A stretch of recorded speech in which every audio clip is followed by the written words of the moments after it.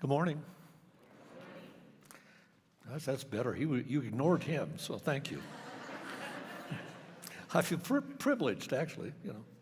I've been in church my entire life. I actually grew up a block away from the church we went to. And I want to make a confession this morning that has to do with what I'm going to talk about.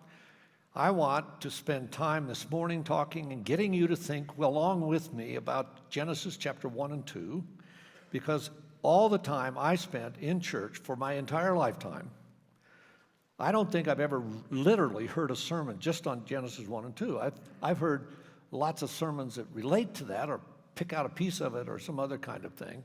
But almost all the sermons I've heard have been Genesis 3 on. What happened in Genesis 3 was Adam and Eve sent us on a trajectory that's been miserable ever since. Scott Peck says it this way. He says, life is difficult. That's how he starts one of his books, and it's marked. It was a marked message for a generation, for sure. And I think it's gotten worse, not better, frankly. So I think I did this with you before, but I want to start off this way this morning. If you're going to leave here with some sense of what garden living means, then you need to learn to walk like Jesus walked in this world. Dallas Willard says that the one single word he would use to describe Jesus is relaxed. I know if you're a rebel like me, you're not going to do what I say, but I ask you to do. But I'm going to beseech you to go along with this for just a minute, would you? Close your eyes. I don't know where your hands are, but can you relax them? Breathe in through your nose. Slowly. Hold it. Out through your mouth, no sound.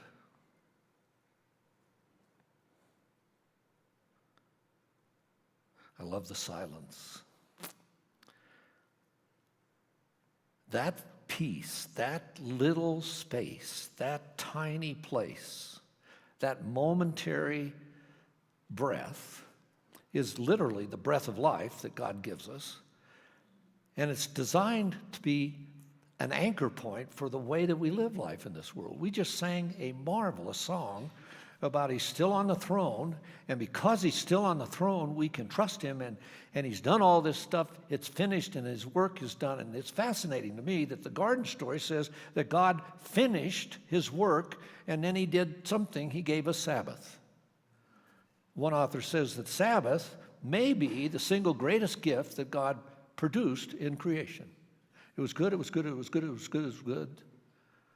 And then what? Now it's time to rest. And most of us don't get there very often, and we certainly don't live there.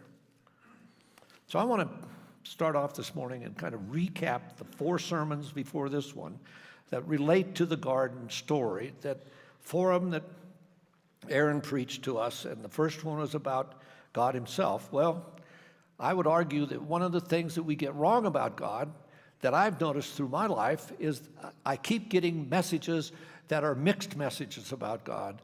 And here's the message. One of the things that we need to hang on to is that God is absolutely good. That's what it says in 1 John. He says it this way. He says, God's light, and in him is no darkness. And then he adds this, at all.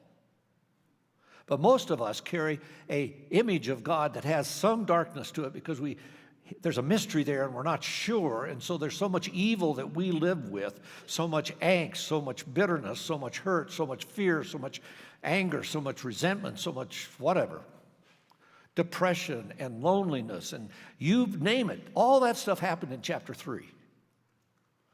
This morning, I want to immerse us in chapter 1 and 2. And the God that created, he created to be in relationship with us. He wanted us to experience, I think, the primary relational dynamic of living that's so much fun when you sit around a table and just enjoy one another. Because he enjoyed the Trinity. He enjoyed his Son and the Spirit, and the three of them had an ongoing relationship, and it's the ground out of which we do any relational work at all. So Sabbath, this freaky piece, one of the weeks, that's what Aaron taught about. He taught about Sabbath, and I wrote down here, Sabbath means a deep rest. Not just let's get a few hours in and hope we can make it the next day. A deep rest and a deep peace. Do you operate out of peace mostly? You're anxious. Are you triggered by anxiety in some way? It's a near synonym for the biblical word shalom. And shalom actually means a state of wholeness, of flourishing in every dimension of life.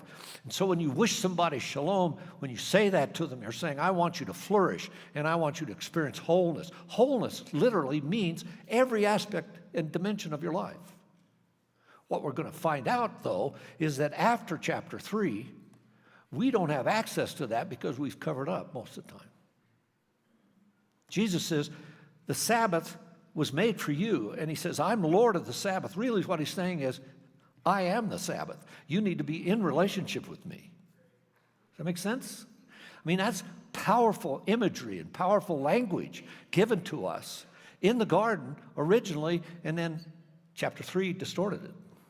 So I want you to come with me on a little walk back into the garden this morning.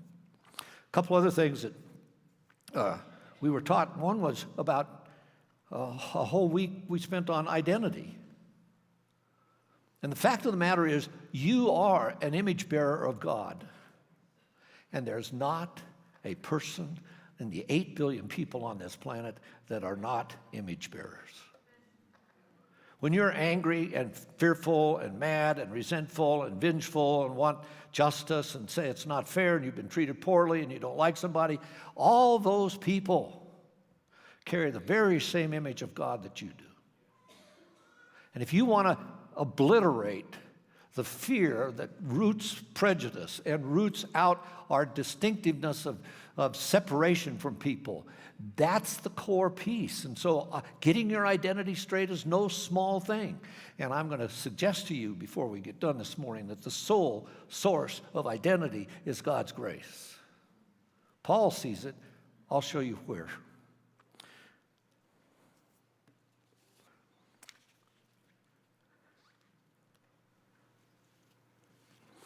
We need to work. We get to work. Work is fun. Work should be joyful. I was with 20 pastors for a week this last week. Great time. They were from literally all over the world. One came from Cambodia, from Switzerland, Germany. They were in one group, and a random statement was made during that time that bears on what I'm talking about this morning, and it so kind of shocked me a little bit. I went, whoa, where did that come from?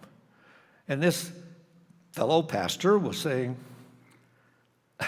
I think in the redeemed kingdom, we're going to need war to motivate us. I thought, where did that come from, for pity's sakes? I think we've got to be careful with what motivates us. We have to understand that motivation from a biblical standpoint and from a godly standpoint is that God's love and mercy and grace fundamentally provide the sole source of motivation for us to live in this world. We don't get there very often. So I have a cartoon for you this morning. The first service was so dead, they didn't get it, so I'm going to read it to you. Is that too much for you? Okay, here we go. Sometimes, Charlie says, I just want someone to hug me and say, I understand your pain.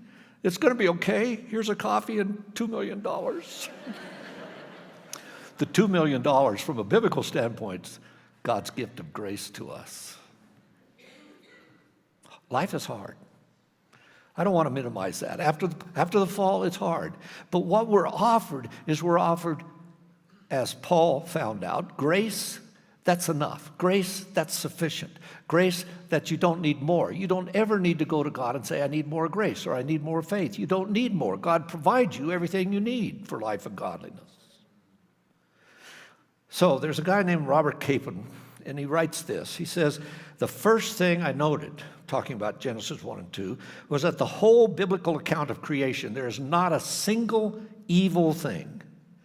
Everything that comes from the hand of God, including Adam and Eve, and most important, everything that's available for Adam and Eve to know, is solid 24-karat good. God's good, and in him is no darkness at all. And most of us carry this duplicitous view of God around for a lifetime and don't access what we just sang about in that song. No self-consciousness happened until chapter 3. You see, we were made naked and unashamed. When I talk to couples, I get to do couples retreats. And one of the questions I usually ask is, okay, so what's the purpose of marriage? Now, if you're single, hang in there, because it's probably the purpose for your life as well, married or not. But I will ask them, what's the purpose of marriage? And I get all kinds of answers. Most of them are pretty good. But I think the primary purpose is to expose you. Now, exposure is something that's counterintuitive for most of us. We cover up, we hide, we defend ourselves. Here's something I don't think in the garden we were designed to have to be defensive. And no animal is self-conscious. So you get back to the garden, we carry self-consciousness. What's that mean? We chose knowing, which is power, and the good, and we linked it with evil's distortion. So it was the knowledge of the tree of good and evil that propelled them out of the garden. And it was not built into the creation. It's rather a link that was released as a result of wanting to know rather than to relate. We're made to be in relationship. The biblical message is relationship from the beginning all the way to the end. And most people, when they value their life at the end, they will talk about their relationships, not their production. It's because relationships is what we're made for. Relationships is what satisfies our soul. Relationships is what we're given. And if somebody can be grace to us, we're going to link to them in some way. We have coaches, we have friends, we have family, it comes in all different forms. It surprises us a lot of times, but it's there. So the idea is that to know we wanted power when we left the garden. So we're out of chapter 1 and 2 now, and here's the distortion. Now, the self becomes an object outside of ourselves, and we have ourselves on our hands. The joy of self-forgetfulness is an attempt to return to the way we were made. When you have yourself on your hands, you cannot use these hands for somebody else. Self-forgetfulness means that I finally am not worried about me. I'm not worried about how you think about me. I'm not worried about how I look. I'm not worried about any of that. I am simply present in my own skin. And most people can't do that because we're fallen. That's what happened to us. And so self-consciousness shows up after the fall. With it, defensiveness. And with it comes two other things that I don't think happened in the garden either. So I'm interested in chapters 1 and 2 now because I believe that what the salvation message is, what we need to be rescued from and returned to, is the garden. It's what good news means. It means to live in that space. But we don't do that most of the time. We are fighting something out here and not receiving the adequate message about the grace of God. So that's this morning in a sense. So I think there's a couple other things that happened in the garden that weren't in the garden that happened in chapter 3. One is we became fearful. No reason to fear in the garden. The fear comes afterwards. Fear is an anti-relational emotion, and here's why. Every time you're afraid of somebody, you push them away. You want distance between yourself and them. If you've ever, I'm not going to tell you what I'm watching, but there are some series I watch. I made a mistake of telling people one time, and it's not good, you know? Because you may watch it and go, really? Or you may watch it and say, what? Anyway, I was watching this, and they had a person that personified evil in them, and every time it would show up in the series, I would want to leave the room. He was so evil. I mean, you just made your skin crawl. So you wanted to leave and say, how did it turn out? You know, because you know there's more episodes, so that's a good sign. That's what happens in movies, right? Anyway, fear. Fear is not something we should have to deal with, and fear is antithetical to relationship. Just like anger. Anger and fear are the opposite sides of the same coin, because anger, you push somebody away. Fear, you run away. Either way, you're adding distance to the relationship, and God's made us to be relational. It's not good for us to be alone. It's good for us to be in community. It's good for us to have somebody else see us and give us input and be able to love us, and we are made for that. And so many people never get the message that they're beloved, so their identity is malformed, and on you go. All of this is promulgated by the word shame. Naked and what? Unashamed. After they left the garden, they were shame-based. I think we're not designed to live, and why we don't taste and see that God's good, and why we don't draw strength out of life that we sing about a lot of times, is that we have not actually put into practice, applied the grace of God to our lives. So consequently, we react to shame instead of doing what Jesus did with it, despised it and scorned it and pushed it away. Shame will not tell you the truth about God or yourself. Naked and what? Unashamed. The cross of Christ and the grace of God gives us access to a life without shame. Not only guilt, but we are the ones that have to push back against the shame. God says it is finished in the garden. Jesus said after, on the cross, he says it is finished. Those two, it is finishes, are bookends for the Christian life. The cross gives us all that we need to access a life where we can take a deep breath and we can have deep peace and be there. C.S. Lewis says this: we are half-hearted creatures, fooling around with drink and sex and ambition, when infinite joy or peace and grace is offered to us like an ignorant child who goes on making mud pies in the slum because he cannot imagine what is meant by the offer of a holiday at sea.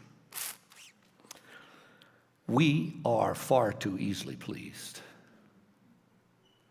Don't stop your development because you can't imagine being back in the garden that God made us. God made it perfectly. He didn't make any mistakes in there, and he wasn't fooling with us, and he wasn't pretentious, and he wasn't keeping score, and he wasn't capricious, and he wasn't, all the things that help us not trust somebody. Trust is this central piece in all relational activity, and we just struggle with it. Nothing but grace. It's simply Jesus. A love affair with an unlosable lover. The grace of the gospel tells you that all the incomprehensible good news really is so. I just want to stop here just for a second. The grace of the gospel is for people who are already following Jesus. The gospel of grace is for people who haven't chosen yet to follow. There's a difference. The problem is the grace of the gospel is for us, and most people who are following God don't ever really get his grace, so they don't really gain the freedom that you can have and the peace that's offered to us in the midst of whatever turmoil or conflict or context we're in. You can open your hands, you can relax, you can do counterintuitive things to push back against the fallenness of this world. You are loved, you are vindicated, you are home. Most of us don't feel that quite often. We don't feel loved. We think we have to earn it. We didn't get loved by the people we thought we should. Or, I don't know how many men I know that have never been blessed by their fathers, and they've never been able to cross that divide, and so they always feel a little less, it's like they're still striving to be blessed by somebody that maybe can't bless them or aren't around to bless them or some other kind of thing. Who knows what happens? It doesn't really matter. The point is God blesses you. God loves you. God wants you. God moves towards you. God initiates. God invites. He's not playing a game, but we think he is quite often because we project onto him our own experiences, like our experiences are going to tell us the truth. They can't. They're too limited. They're too finite. You are loved, you are vindicated, you're home, and you're all of that right now. Ephesians 2:8 says this, for by grace, you're saved. What are we saved from? We're saved from the false view of reality that occurs after we leave the garden. They chose a false view of reality, Adam and Eve did, when they chose to believe the lie that Satan produced. You're saved through faith, and that, even faith, is not of yourselves. That is also a gift. So grace is a gift, and also this. Now, my wife said this morning, or not this morning, but the other day, she said, you need to define grace. I can't. But I didn't tell her that, and so here we go. I'm going to give you a list of things that fit under this title. It's a very elastic word, so hang on. Here we go. There's the grace of a dancer, which I'm not, so I'm not going to dance. Relax. You're okay. There's the grace before a meal. Remember the movie? Would you say grace? Grace. Do you remember that movie? If you don't know the movie, good. It's fine. There's grace for different denominations, and there's grace that really is a good definition of what grace is one-way love. If you've received one-way love, guess what? You can give it. Part of the thing that you did, Aaron, with identity when you were talking about it was, you don't complete me, God's completed me. I'm not in the relationship to get something. I'm in this relationship to learn how to give because I'm designed primarily to give. Why? Why? Because that's what God does. He gives us life. He created us, and then he gave us all that we needed for life and godliness. He's not withholding things from us. He equipped you like you needed to be equipped. You don't have to live out of scarcity, ever. He says, I have come that you might have life in abundance. But we're in a battle. Because the line before that is Satan's work or the enemy's work or the adversary's work is to steal, kill, and destroy. Andrew Root says this, grace is a miracle, particularly in a world soaked in so many forms of resentment. Ours is an age at war, one that's fueled by blame, punishment, and revenge. We love it all, by the way. We love blame, punishment, and revenge. We find it delicious to see our enemies suffer. I don't know how many movies I've watched in the last 10 or 15 years. Almost all of them have a revenge theme, some kind of vindication and some kind of justice. That's the driving urge. A lot of times it just leaves God out of it, like we can bring about justice because I know that that's wrong. And the whole justice thing is confusing to us a lot of times because we drop the character of God in each person. Anyway, he goes on, he says, we love it. We find it delicious to see our enemies suffer. This mindset has made for a generation who are terrified to live. In such an environment, we need a miracle. We need to be reminded of the miracle of grace itself. All right, so grace is the nature of a God who comes to us in mercy and gives us freedom. This is love and mercy together, and it's known as grace. I have some questions, and I want you to know that I have some questions, and they're not going to be up here, but I want to tell you about them because at my age, following Jesus hard my whole life, I still wonder about a bunch of stuff, and here's what I wonder about. First one, I don't know why God insisted on granting us freedom to run our own history in the first place. Because it seems we screwed it up pretty bad, right? The second question I have is I don't know why he insists on leaving us free enough to botch it in the second place. What's that about? That framework I still ponder. And the third one is I don't know why he insists on saving it in the third place. I wouldn't have. I'd have just started over again. That's the outrage of grace. God simply does not keep score. This is important because we do. Most of our resentment, bitterness, injustice collection, saying it's not okay, comes from keeping score. History does. History keeps score. We keep score. But keeping score, listen to this, ends the game. A game ends when somebody wins, right? You take the ball and go home, it's over. We finished it, they won or they didn't win, that kind of thing. God doesn't keep score. Why? Because he's not in it that way. He wants to keep playing. And keep playing the game means that you got to keep the ball in play.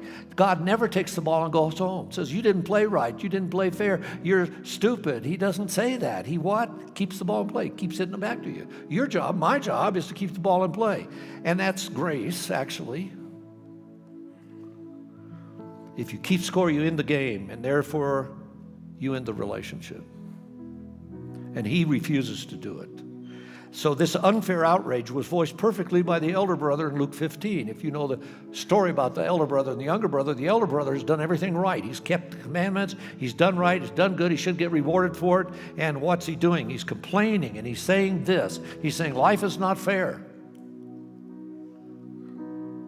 Now, I bet somewhere in your life you have, those words have come out of your mouth, even if you're just little. Most parents know that phrase because we've said it to our own children. Well, life's not fair. You don't get what Johnny gets. It's not fair. Do you identify with that at all? Life is not fair, and the Father's only answer to that voice is voiced perfectly when he answers his son. He says, we had to be merry. We had to live. We had to rejoice, for this brother of yours was dead and has begun to live, and was lost and has been rescued. That's what grace does. Grace gets you to the party. The interesting story about the prodigal son and the elder brothers, I'm not sure either of them got to the party. I think the younger brother was sitting there, but I'm not sure he had much fun. Life should be lived. Life should be tasted deeply. Life should be savored. Life should be delighted in, because it's a gift. 1 Corinthians 15:10 summarizes this in a fairly unique way. So just listen to this, the backstory. This is Paul talking to the Corinthian church in the 15th chapter of 1 Corinthians. And he says something like this. He says, if the resurrection did not happen, if Christ was not raised from the dead, then let's just get out. Let's go do something else, because this is the only way that anything makes sense. If he was raised from the dead, then let's pay attention. And so then he goes through a list, and he says, after Jesus came out of the grave, some women saw him, and then he showed himself to his disciples, and then to 500 people, and then to the apostles, and then eventually Paul gets around to talking about himself. Now, what do we know about Paul? We know that Paul was avidly against the church. He was actively killing Christians. Now, his whole life shifted around, and he began to finally be grounded in the garden again. And there's a verse that says, verse 10 says this. It says, first, he says, it's by the grace of God I am what I am. That's his identity. Now, where does that identity come from? He says it comes from simply God's grace. Not my parents, not my church, not my involvement in something else, not my discipline, not anything else. It's simply a gift. Pure, unadulterated gift. I had a client one time, I gave him a little box and I said, wrap this box up, put a bow on it, carry it around all week. And they looked at me like, what? This is therapy in depth, kind of thing. So they carried it around. I said, when you go to the bathroom, you set it on top of the toilet, right? Don't flush it, just keep it there. At work, it should be on your desk, on and on. And at the end of the week, I want you to report back to me. And I said, so you have to tell people, when they ask you, what is that? And you have to say, well, it's a gift. And then what will you say?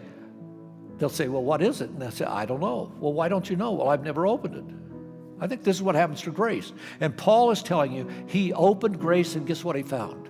He says, it's by God's grace, my identity is rooted in who he is. And he uses a phrase that's so powerful that it's almost heretical. He says, I am what I am. That's Moses asking God to tell him his name. What's your name, God? God says, I am. Paul has the boldness, because of grace, to be able to declare his identity is rooted in the very same grace that God's given. I am who I am. And then the second thing Paul says, which is powerful, and we need to hear it, he says, and his grace, there's that grace word again, and his grace toward me did not prove vain, but I labored more than all of them. His grace provided the motivation for me to live life fully. The only motive that a Christian needs is grace. Not performance, not ritual, not never lying, not any questions, not lack of any, however you want to define it. The only thing we need to move us is a realization that his grace is enough, and it's the reason for us to live. And it was the impetus and the energy source in the garden's description. It just didn't come out as the word grace, because the garden was immersed in it. It's like fish in water. Christians live in grace. And Paul says, it was God's grace that motivated me. And the third thing he says in this single verse, he says, and his grace, yet not I, but the grace of God with me. So he's saying, I'm motivated to do to do life based on who I am, and I'm empowered by the same source, the grace of God with me. Grace gives me an identity. Grace gives me a motivation. Grace gives me the power to do life. End of sentence. It's not more Bible study. It's not more prayer. It's not more. None of those are bad. They need to come out of grace, not to be sources for us to access grace. We need to start with grace. We need to get back to the garden and stand in the gift that God's giving us on the cross. It is finished, he says, in the garden. His work was done.